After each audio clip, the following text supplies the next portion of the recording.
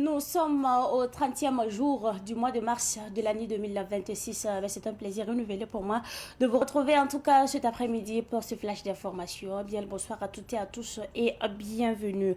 Dans le cadre de la journée d'exemplarité fiscale, une équipe mobile de la Direction générale des impôts a effectué une mission à la primature ce matin afin donc de permettre au personnel de s'acquitter de ses obligations fiscales. Cette initiative vise à rapprocher l'administration fiscale des citoyens, en particulier des agents publics, en facilitant le paiement des taxes. L'opération a porté entre autres sur la taxe sur les véhicules à moteur TVM, la taxe de résidence ainsi que sur la contribution foncière sur les propriétés bâties et non bâties. Le directeur de cabinet Mamadou Dambélé, après s'être lui-même acquitté de ces taxes, notamment de la taxe sur les véhicules à moteur et de la taxe de résidence, a salué en tout cas cette initiative de proximité portée par la Direction générale des impôts. Et nous parlons lutte contre l'insécurité urbaine. Le commissariat central de police de la ville de Léo a, dans le cadre de la lutte contre l'insécurité sous toutes ses formes dans la ville de Léo et environnante, mis fin aux agissements d'un réseau d'individus qui se livraient à des actes de multiples vols et cambriolages dans la localité.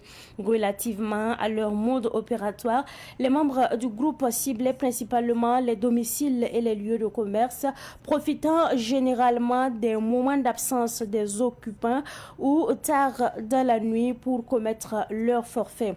Pour ce faire, ils utilisaient des outils susceptibles de faciliter l'effraction des portes et des dispositifs de fermeture, notamment une cisaille et une barre de fer qui ont été saisis au cours de l'opération.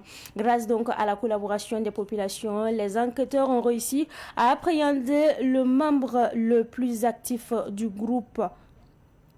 Et avant donc de refermer ce flash d'information, sachez que la Confédération paysanne du Faso, en abrégé CPF, tient depuis ce matin à Ouagadougou un atelier. C'est un atelier de clôture du projet dénommé Innovation agroécologique à partir des savoirs endogènes pour le développement de la chaîne de valeur oignon au Burkina Faso.